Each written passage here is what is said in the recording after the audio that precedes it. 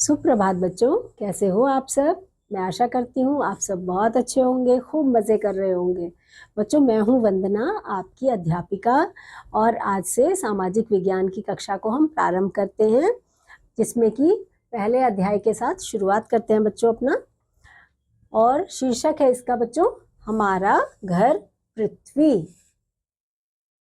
जिस स्थान पर हम रहते हैं उसको पृथ्वी कहते हैं। यह सौर परिवार का एक अद्वितीय ग्रह है। सौर परिवार का केवल पृथ्वी ही एक ऐसा ग्रह है जहां पर जीवन संबंधित जल तथा हवा प्रचुर मात्रा में पाए जाते हैं बच्चों। यह अकेला ऐसा ग्रह है बच्चों जहां पर यहाँ पर पानी और मतलब जल और हवा भी यहाँ पर प्रचुर मात्रा में पाए जाते हैं। यह ऐसा अकेला सौर परिवार का केवल पृथ्वी ही ऐसा ग्रह है, अकेला यह ऐसा ग्रह है। यह सभी सजीव प्राणियों जैसे मनुष्य, पौधों तथा पशुओं का घर है। यहाँ पर हम सब रहते हैं, मनुष्य भी रहते हैं, पेड़ पौधे और जानवर भी रहते हैं बच्चों। पृथ्वी की संरचना, यहाँ पर देख सकते हो बच्चों, पृथ्वी की संरचना यानी बनावट। प्राचीन समय में मानव का मानना था कि पृथ्वी समतल है तथा इसमें किनारे पाए जाते हैं, अतः वे दूरस्थ स्थानों की यात्रा करने से डरते थे। उनको लगता था कि ये जो पृथ्वी है हमारी, यह समतल है, और वो इसीलिए क्या करते थे बच्चों, दूर दूर जाने से डरा करते थे। प्राचीन मानवों को भय था कि यदि वे पृथ्वी के किनारों के निकट जाएंगे तो वे अवश्य ही गिर जाएंगे। ऐसा डरते थे बच्चों, वे लोग डरते थे। परंतु एक वैज्ञानिक कोपरनिकस का कहना था कि पृथ्वी समतल नहीं थी। उनका कथन था कि पृथ्वी की संरचना गेंद के समान है तथा इसमें किसी प्रकार के किनारे नहीं पाए जाते हैं।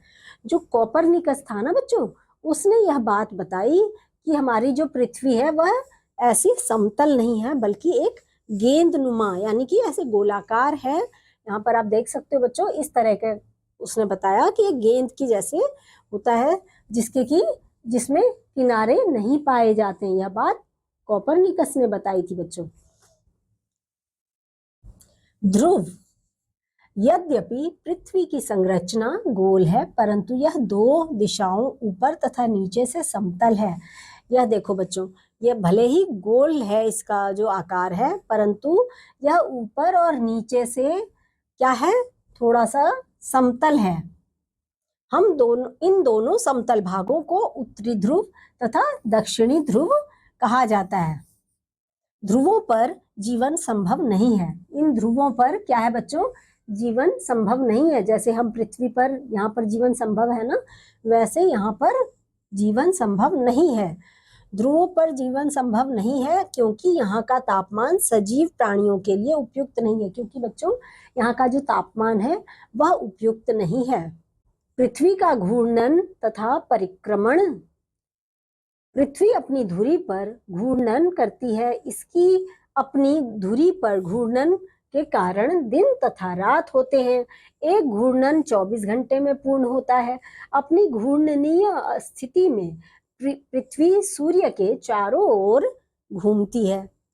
पृथ्वी के सूर्य के चारों ओर घूमने की परिक्रमण को, पृथ्वी के सूर्य के चारों ओर घूमने को परिक्रमण कहते हैं। इस परिक्रमण के कारण विभिन्न ऋतुओं का निर्माण होता है। एक पूर्ण परिक्रमण 365 दिनों में पूर्ण होता है। पृथ्वी कितनी बड़ी है।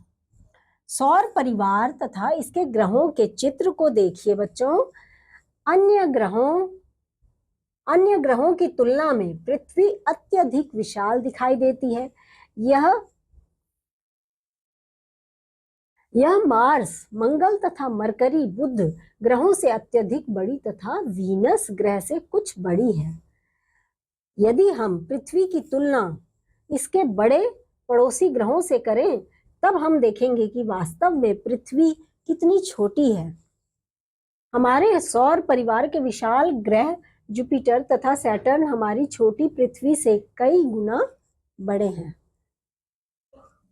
हमारे अंतरिक्ष यात्री रूस के यूरी गागरिन अंतरिक्ष में जाने वाले प्रथम अंतरिक्ष यात्री थे, जो अप्रैल 1961 में अंतरिक्ष में पहुंचे थे। कहाँ पहुंचे थे बच्चों? अंतरिक्ष में। जुलाई 1969 में 2 अमेरिकन अंतरिक्ष यात्री नील आर्मस्ट्रॉन्ग तथा एडविन एल्ड्रिन चंद्रमा पर पहुंचे थे।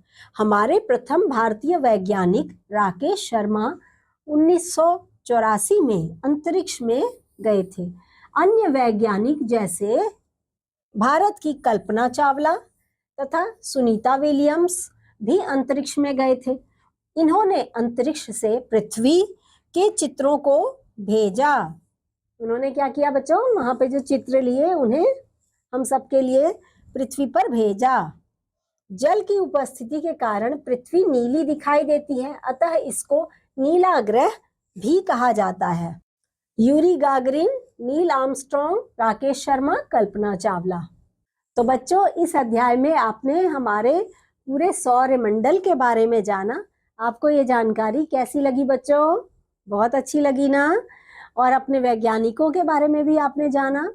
तो बच्चों, मैं अब आपसे मिलूंगी अगले अध्याय में। तब तक के लिए बाय।